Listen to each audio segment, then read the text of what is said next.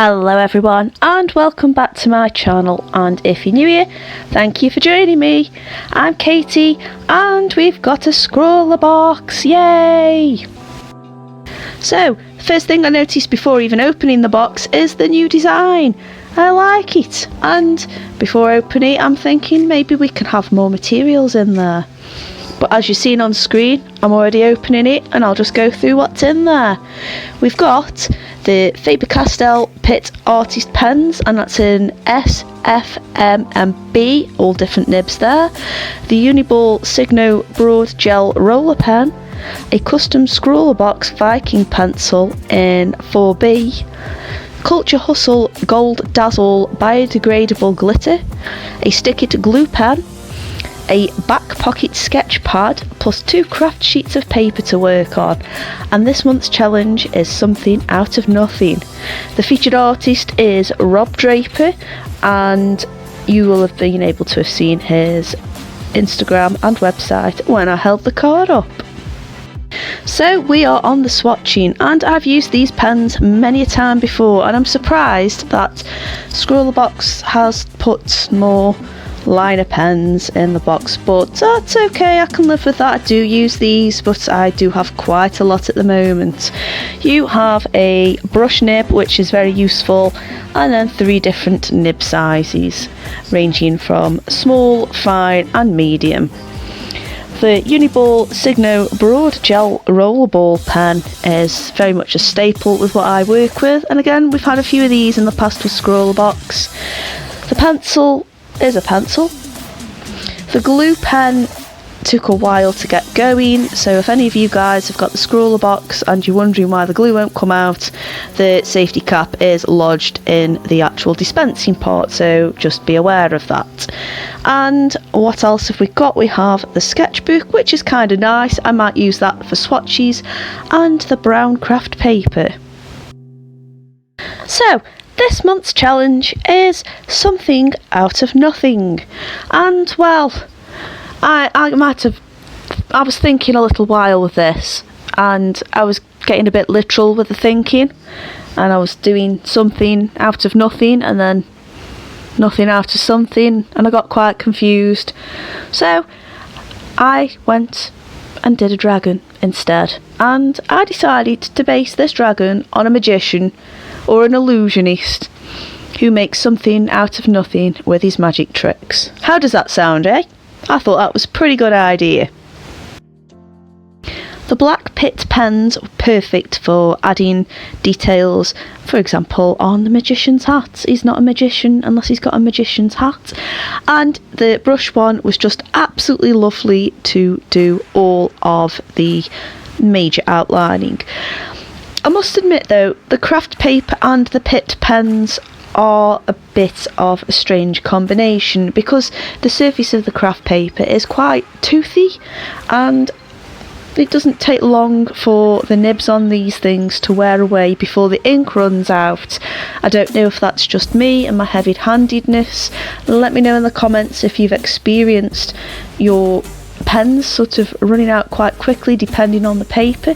I try and use smooth papers now, or I'm quite reserved when I do use them on like a thicker, more textured cartridge paper these days, because it just kills them and it's just a waste.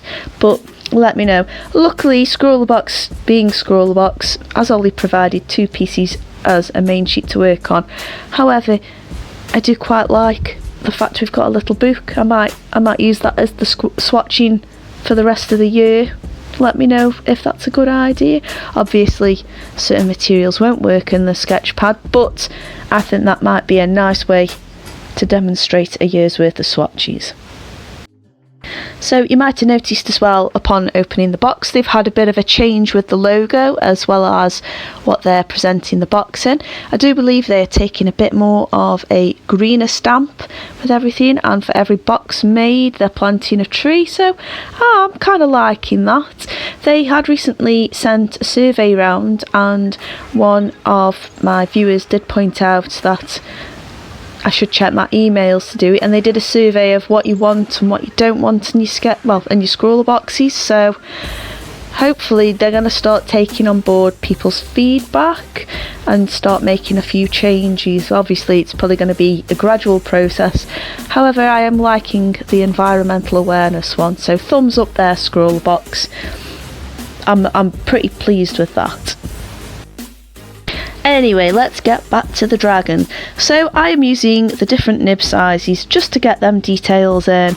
Now I didn't want to draw every single scale on this guy simply because the paper, with it being a mid-tone, I didn't want to lose that detail and I think it would have looked overcrowded. I think I just about got away with it drawing the feathers on the wings. I think if I've added every single scale on top or gone too far with any cross hatching, it just might have looked a bit too much. And also there's glitter and there's glue, and I didn't particularly want to overwhelm everything. I mean, luckily we've got the white highlighting pen, which is perfect, and I'm actually kind of glad I got one of them because a lot of them are dying on me at the moment, so it's good to have that replacement there. It was ideal for adding the details on his teeth, the whites of his eyes, and the band on his hat and on his magic wand. And I also wanted to give him really cartoony white gloves, because you always associate traditional magicians or illusionists on stage wearing a top hat where they pull many a bunny rabbit and dove out of, and they have the white gloves to distract the people with their big bright hands while they're sort of sneaking things out of the sleeves or preparing for the next trick. So I thought that was quite a nice idea to add to this guy, and it sort of adds to the goofiness of him all.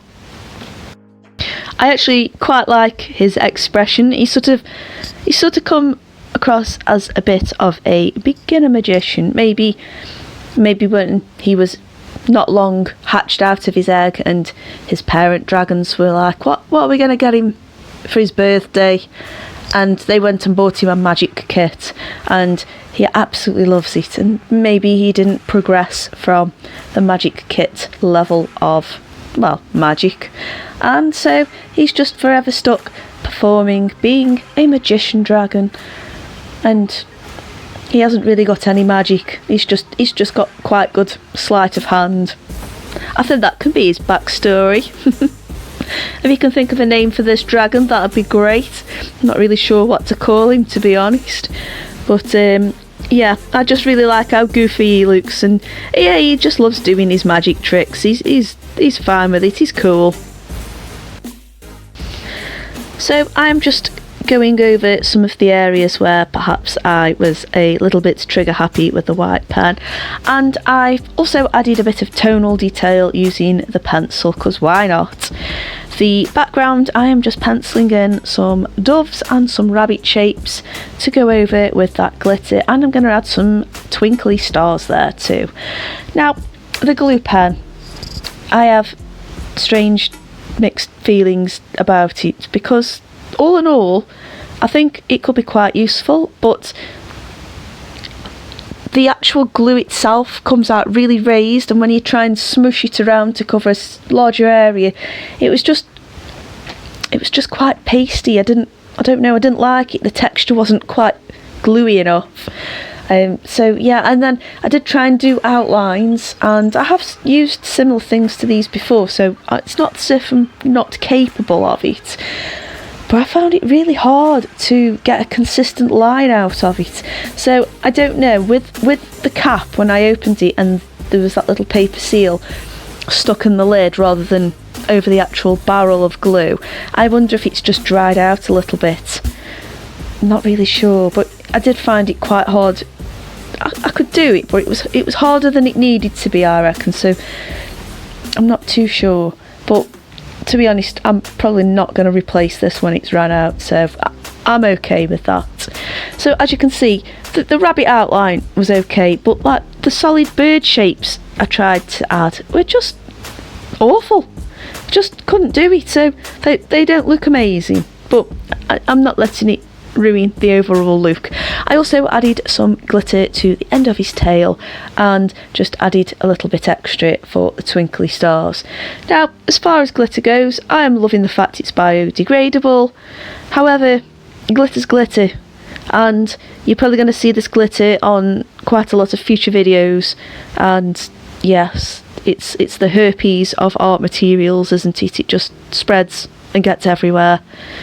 So yeah, thanks for that ScrawlrBox. It's just typical gold glitter though. It's not really any different than any other glitter I've used. However, it's kinder to the environment, so that's good. I'm digging that. I kind of think we're at a time now where materials that are being developed to be environmentally friendly are now sort of hitting the main markets, and that's good. That's great.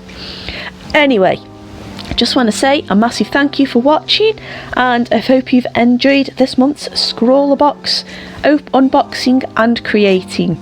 If you have enjoyed this, don't forget to hit the like button. If you're new here, why not subscribe, and you can keep up to date with all the other bits and bobs that I put on here, including more unboxings.